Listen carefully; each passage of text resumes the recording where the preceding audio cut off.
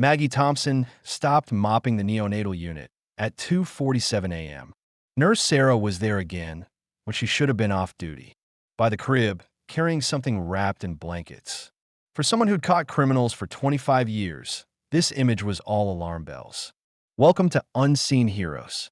Before we begin this story of a janitor who solved what police couldn't, tell us where you're watching from in the comments. If you believe justice never truly retires, hit that subscribe button. And if this story moves you, don't forget to like. It helps others discover these hidden heroes.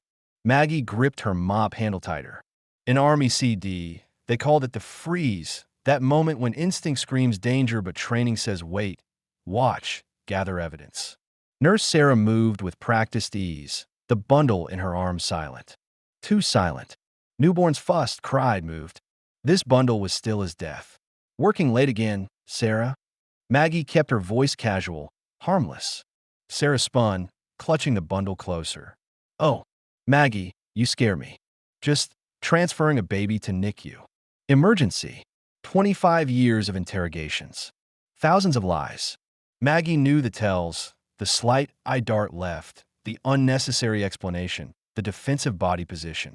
Need help? These halls get slippery at night. No. Too quick, too sharp. Sarah softened. No thank you. Protocol, you know. Only medical staff. Maggie nodded, returned to mopping. But her eyes tracked Sarah to the service elevator. Not the main elevator to NICU. The service elevator that led to the parking garage. St. Joseph's Hospital in Memphis had lost 4 babies in 4 months. Each one a crib death. Each one during night shift. Each one from the low-income ward where young, often single mothers had no resources to investigate further. Maggie had noticed the pattern 3 weeks ago. Not because she was looking, but because patterns were all she saw anymore.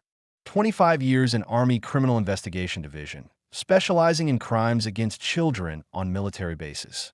You don't turn that off just because you trade fatigues for a janitor's uniform. She'd started documenting. Nothing official, just notes in her cleaning log. Which nurses worked, which doctors, security camera blind spots. And always, Nurse Sarah Miller was somewhere in the picture. Maggie waited 5 minutes, then followed.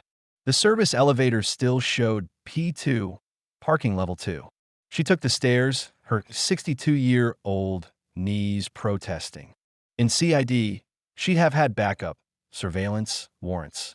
Now, she had a mop bucket and determination. The parking garage was tomb quiet. Maggie moved between cars, using shadows like the investigator she'd been. There, Sarah's blue Honda, trunk open.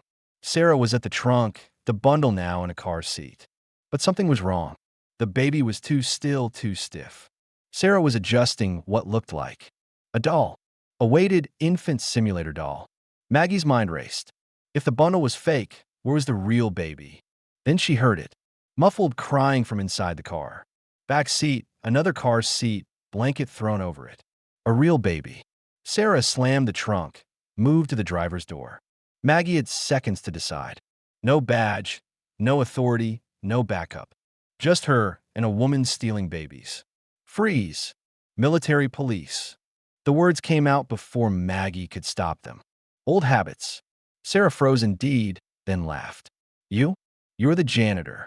You're nobody. Sergeant Major Thompson, CD, retired. Maggie stepped into the light. And you're under citizen's arrest for kidnapping. Sarah's hand went to her scrubs. Maggie recognized the motion, weapon draw. She rolled behind a car as Sarah pulled a knife.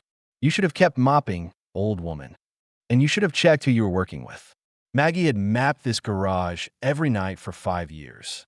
Every camera, every blind spot, every echo. She threw her keys hard against a distant car. The alarm shrieked. Sarah spun toward the sound. Maggie moved. Not the charge of youth, but the calculated approach of experience. Sarah turned back too late. Maggie's mop handle caught her wrist, sending the knife spinning. A follow-up strike to the knee dropped her. Stay down, Maggie commanded, foot on Sarah's back. She hit the emergency button on the wall. Security to P2. Police needed. Tell them we found the baby thief. Within minutes, the garage filled with security, then Memphis PD, then FBI. The baby in the car was Emma Rodriguez, born 6 hours ago, reported dead 90 minutes ago. Her mother, Maggie, told Detective Harris, "Tell her mother she's alive." As they processed the scene, the full scope emerged. Sarah's apartment revealed the horror: connections to a black market adoption ring, desperate couples paying $50,000 for babies. Sarah selecting victims: young mothers, poor, often undocumented, unlikely to push investigations. 4 babies in 4 months, FBI agent said. All sold. All alive, we think. We're tracking the buyers now. Check her phone for October 15th, Maggie suggested. She made a mistake that night. Took the Brooks baby, but the mother woke up. Had to return her, claimed false alarm. Shouldn't stared. How did you? Pattern break. Every successful criminal has one failed attempt they don't report. Maggie shrugged. Said 101. The story exploded. Janitor solves baby theft ring. Hero grandmother saves infant. But Maggie refused interviews. She had floors to clean. 3 days later, young Maria Rodriguez brought baby Emma to the hospital. Not for treatment, for thanks. They said you saved her, Maria whispered, tears streaming. Said you're just a cleaning lady, but you saved my baby. Maggie held Emma gently, feeling the weight of life in her arms. I just noticed things. That's all. Were you really an investigator? Military police. Long time ago. Maggie handed Emma back. Different life. Why janitor work? With your skills. Maggie was quiet. Then, 2018. Fort Bragg. 6-year-old girl taken from base housing. We had 48 hours statistically before bad things happen. I worked 47 hours straight. Found her in hour 47. Alive. But what I saw would have been done. Maria clutched Emma tighter. I couldn't do it anymore. Couldn't look at one more hurt child. So I retired. Thought I'd clean floors, simple work, quiet life. No more patterns. No more monsters. But you couldn't stop seeing. No. Curse of the job. You train your brain to see wrong. It never stops. Sarah thought I was invisible. Just the old lady with the mop. But I saw her patterns. Her hunting behavior. Selecting vulnerable mothers. Testing security. Building trust. Thank God you did. Maggie touched Emma's tiny hand. I saved a lot of children in my career. Lost them too. The ones you lose, they haunt you. But the ones you save, they make it worth it. The FBI found all 4 stolen babies. Alive, with couples who thought they were adopting legally. Reunions were bittersweet. Joy for birth mothers. Heartbreak for adoptive parents who'd been deceived. Sarah Miller pled guilty to avoid trial. 40 years to life. The network she'd supplied collapsed. 12 arrests across 6 states. St. Joseph's offered Maggie head of security. She declined. But why? Administrator Johnson asked. You're a hero. You saved those children. I'm a janitor, Maggie said simply. I know these floors, these people. Security sits in an office. I walk the halls. See things. That's where I'm needed. She did accept one change. A slight pay raise and unofficial consultant status with Memphis PD for cold cases involving children. Her first case review. A 3-year-old disappearance. Within a week, she noticed what others missed. The uncle's work schedule changes, the carpet cleaning receipt, the toy that should have been there, but wasn't. Case closed. Child found alive. Compil script. Part 2. Ikinsi Yari. 6 months later, Maggie still mopped floors at St. Joseph's. But now people saw her differently. Not invisible anymore, but integral. Nurses told her concerns. Doctors asked her observations. Security walked rounds with her. You've changed this place, Dr. Williams told her. Everyone's more aware now. Watching out for each other. That's all it takes, Maggie replied. People paying attention. Caring enough to see. Late one night, she found a young nurse crying in a supply closet. What's wrong, honey? It's stupid. I think Dr. Bradley is taking drugs from the pharmacy. Small amounts. But I'm just a nurse. Who'd believe me? Maggie sat beside her. I would. Tell me what you've seen. Because that's what Maggie had become. Not just a janitor, but a guardian. Someone who listened to the invisible, watched the watchers, noticed the unnoticed. Her phone had contacts now. FBI, local PD, CAD friends still active. a network of investigators who'd learned to trust the janitor's instincts. The call came at 3 a.m. on a Thursday. Not her CID contacts, not Memphis PD. A young mother from the maternity ward. Miss Maggie? I'm scared. They say my baby died, but I heard crying. I heard my baby crying. Maggie was already getting dressed. What's your name, honey? Keisha. Keisha Williams. They said my baby had breathing problems, took him away. Then Dr. Hoffman came back and said he didn't make it. But Miss Maggie, I know my baby's cry. I heard him down the hall. Dr. Hoffman, new to St. Joseph's, transferred from Atlanta 6 months ago, right around when the first baby disappeared. Keisha, listen carefully. Don't confront anyone. Don't ask questions. I'm coming. Act like you believe them. Grieve. Can you do that? Yes, ma'am. Maggie called her contact at Memphis PD. Detective Harris? I think we missed one. Meet me at St. Joseph's. Bring backup, but keep it quiet. She arrived to find the maternity ward in its usual 3 a.m. quiet. Keisha Williams, 19, single mother, no family present. Perfect victim profile. Maggie knocked softly. Housekeeping. Keisha's eyes were red but alert. They took him an hour ago.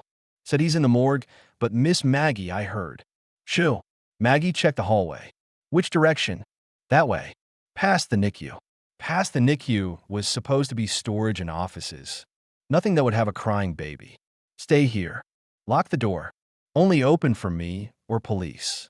Maggie moved through halls she'd cleaned for years, but tonight she wasn't looking at floors. She was hunting. The crying was faint but real. Coming from behind a door marked medical records, authorized personnel only. Maggie had cleaned that room. It was supposed to be file storage. She texted Harris, 3rd floor, room 3247. Possible crime in progress. Then she used her master key. The room had been converted.